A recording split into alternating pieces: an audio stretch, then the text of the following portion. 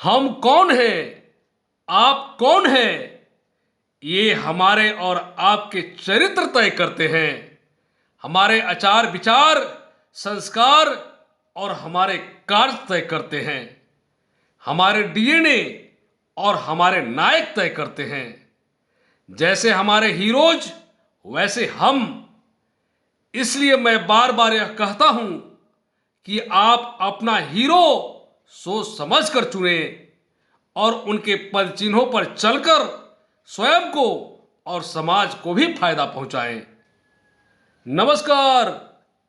आज भगवान महावीर स्वामी की जयंती है। खुशी के इस पावन अवसर पर मैं doctor Chhotelal Gupta, assistant professor, भगवान महावीर स्वामी को कोटि कोटि प्रणाम करता हूं और मेरे प्यारे भारतवासियों को भगवान महावीर स्वामी के बताए पद चिन्हों पर चलने की आग्रह करता हूं। भगवान महावीर कौन है? भगवान महावीर आज से 2500 साल पहले महाजन पदों के युग में भारत भूमि पर विस्तृत 16 महाजन पदों में से एक था वैशाली गणराज्य। यहां के राजा थे इक्ष्वाकु महाराज सिद्धार्थ। इक्ष्वाकु वंश, इसे किसी परिचय की आवश्यकता नहीं है। यह वही गौरवशाली वंश है जिसमें महादानी राजा हरिश्चंद्र से लेकर मां गंगा को धरती पर लाने वाले परम प्रतापी सम्राट भागीरथ हुए हैं। और इन सबसे ऊपर ये ओ पुण्य वंश है जिसमें मर्यादा पुरुषोत्तम भगवान श्री राम ने अवतार लिया है। और इसी वंश में वैशाली गणराज्य के कुंड ग्राम में राजकुमार वर्धमान का जन्म हुआ था। वर्धमान ने 12 वर्षों के कठिन तपस्या के बाद वैशाख शुक्ल दशमी को ऋजुपालिका नदी के तट पर एक साल वृक्ष के नीचे कैवल्य यानी परम ज्ञान की प्राप्ति की थी। और भगवान महावीर परम ज्ञान प्राप्ति के बाद अरहत यानी पूज्य केवलीन या निर्ग्रंथ यानी बंधनहीन जीन यानी इंद्रियों के विजेता कहलाए। इसीलिए इनके अनुयायियों को जैन कहा गया। जैन यानी कि जो जीन भगवान महावीर के अनुयायी हो। भगवान महावीर स्वामी एक ऐसा महनीय व्यक्तित्व जिसके वंशज अपने सत्कर्मों से आज पूरे विश्व में आदर व सम्मान पा रहे हैं। ये लोग भगवान महावीर स्वामी के पद चिन्हों पर उनके प्रशस्त किए हुए मार्ग पर चलते हैं और स्वयं को जैन कहलाते हैं। जैन पंथ भी हमारे लिए उतना ही सिरोधारी है जितना कि सनातन और अन्य। जैनों के 24वें तीर्थंकर भगवान महावीर स्वामी जैसे अद्वितीय व्यक्ति के पीछे चलने का परिणाम क्या हुआ? हमारे जैन भाई बहन मैं की नहीं हम की भावना लेकर जीते हैं और चलते हैं।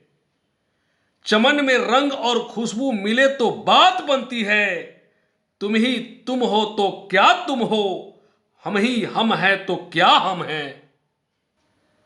त्याग और परोपकार में जैन समुदाय की बराबरी शायद ही कोई दुनिया में कर पाए। कुछ आंकड़े बताता हूं, ध्यान से सुनिएगा। हमारे देश में लगभग 16,000 गौशालाएं हैं जहां गाय की सेवा मां की तरह की जाती है। इनमें से 12,000 गौशालाएं जैन समाज संचालित करता है। देश में होने वाले कुल दान का लगभग 62% हिस्सा भगवान महावीर स्वामी के यही अनुयायी दान करते हैं। देश के कुल इनकम टैक्स में जैन समाज की हिस्सेदारी लगभग 24% है। यानी सीधे एक लाइन में कहे तो देश के विकास में जैन समुदाय का योगदान 24% है। जबकि जैनों की कुल गिनती, कुल संख्या सिर्फ और सिर्फ 0.37% यानी आधा % से भी कम है। नमन है भगवान महावीर के इन संतानों को नमन है भगवान गोमतेश्वर महाराज के इन बेटे बेटियों को, जिन्होंने इतनी कम गिनती में होने के बावजूद सर्वाधिक यानी सबसे अधिक देश व समाज को उन्नत व सुंदर बनाने में अपनी महत्वपूर्ण भूमिका का निर्वहन किया और पूरे देश में अपनी मुस्कुराहटें बांटी। दुनिया के महान वैज्ञानिक अल्बर्ट आइंस्टाइन ने कहा था, मैं नहीं जानता कि पुनर्जन्म होता भी है या नहीं होता, लेकिन अगर मैं धरती पर दोबारा वापस आया तो जैन समाज में जन्म लेना चाहूंगा। ऐसा नहीं है कि भगवान महावीर स्वामी को आइंस्टाइन या किसी अन्य महान व्यक्ति की अनुमोदन की जरूरत है, लेकिन जब कोई इतना बड़ा आदमी ये बात कहता है तो उसमें तो कुछ तत्व तो जरूर ही होंगे। जिस मास्क को हमने कोरोना काल में जिंदगी की जरूरत मान लिया था, जैन मुनि सैकड़ों वर्षों से उसे धारण करते आ रहे हैं। बैक्टीरिया और वायरस का अस्तित्व जैन समाज वैज्ञानिकों से पहले, हजारों वर्षों पहले ही जान चुके थे। आर्ट ऑफ लिविंग का कंसेप्ट हमारे सामने आज आया है। आज दुनिया के सारे साइकोलॉजिस्ट, डॉक्टर ये चीख चीख कर कह रहे हैं, if you control your mind you can control the world. लेकिन जैन दर्शन में शुरू से ही इंद्रियों को जीतने पर जोर दिया जाता है। जय जिनेंद्र कहते सुना होगा आपने, उसकी जय हो जिसने इंद्रियों पर विजय प्राप्त कर ली है। माइंड कंट्रोल का साइंस दुनिया में सबसे पहले या तो जैन दर्शन ने दिया था या भगवान श्री कृष्ण ने। पेड़ पौधों में भी जान होती है, दे आर लिविंग, ये कंसेप्ट भी सबसे पहले जैन दर्शन से ही जन्मा था।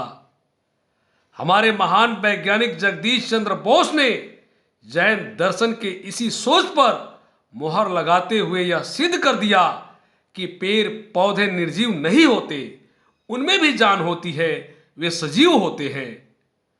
आज दुनिया के बड़े बड़े डॉक्टर ये कहते हैं कि रात का भोजन सूर्यास्त से पहले कर लेना चाहिए ताकि मेटाबॉलिज्म डाउन होने से पहले भोजन को पचाया जा सके। ये अनुशासन, ये डिसिप्लिन जैन मत के अनुयायी शताब्दियों से मानते आ रहे हैं। जैनों ने ही सबसे पहले यह बताया था कि शब्द यानी वर्ड जो हम बोलते हैं, ये सूक्ष्म परमाणु के रूप में हर पल हमारे चारों ओर मौजूद रहते हैं, ये कभी नष्ट नहीं होते। जगदीश चंद्र बोस और मार्कोनी ने भी रेडियो की खोज करके इस तथ्य की भी पुष्टि कर दिया। इन दिनों वीगन होने का बड़ा चलन है। वीगन होना यानी किसी जीव की हत्या न करना, शाकाहारी होना। वीगन होना सेहत के लिए भी और जानवरों के प्रति क्रूरता से बचने के लिए भी एक सही रास्ता है। पूर्णतः अहिंसक हो जाने के लिए वीगन होने का सिद्धांत हमने जैन दर्शन से ही सीखा है। जरूरी नहीं है कि जो नया है वही सही है और जो पुराना है वह अप्रासंगिक है, इररिलेवेंट है। जिस दिन हम इनिशियल विजडम को जान पाए कि हम क्या थे और क्या हो गए हैं, उस दिन हमारे होश उड़ जाएंगे, ये जानकर कि आज जो खोजा जा रहा है उसे हमारे पूर्वजों ने शताब्दियों पहले ही खोज लिया था। शायद हम वो संपदा संभाल कर रख पाते तो आज कहीं और होते। अब भी देर नहीं हुई है, जब जगे तभी सवेरा। अपने अतीत का सम्मान करें, गर्व करें और आज से ही आरंभ करते हैं अपने पूर्वजों का सम्मान करना। भविष्य अपने आप सुधर जाएगा, अपने आप उज्जवल हो जाएगा। दुनिया में हर विवाद का, हर तकरार का, हर मतभेद का एक ही कारण है, अपने आप को श्रेष्ठ बतलाना। मैं सही, तुम गलत। इसी सोच ने आज हमारी सुरक्षा और शांति के लिए बहुत बड़ा संकट पैदा कर दी है। कुछ रिलीजन कुछ धर्म यह मानते हैं कि बस उन्हीं का ईश्वर बड़ा है, महान है, सत्य है, बाकी सबके झूठ। जो उनकी मान्यताएं हैं वो सही है, दूसरों की मान्यताएं सब गलत है। मुझे बड़ा गर्व होता है कि मैं जिस सनातन धर्म में जन्म लिया हूं उसकी सोच इतनी छोटी, इतनी संकीर्ण नहीं है। हमारा ऋग्वेद कहता है एकम सत्य विप्रः बहुधा वदन्ति, यानी सत्य तो एक है लेकिन ज्ञानी अपनी अपनी सोच और समझ से अलग अलग रूपों में उसे परिभाषित करते रहते हैं। गोस्वामी तुलसीदास जी ने कहा है, हरि अनंत हरि कथा अनंता, कहीं सुनहि बहु विधि सब संता।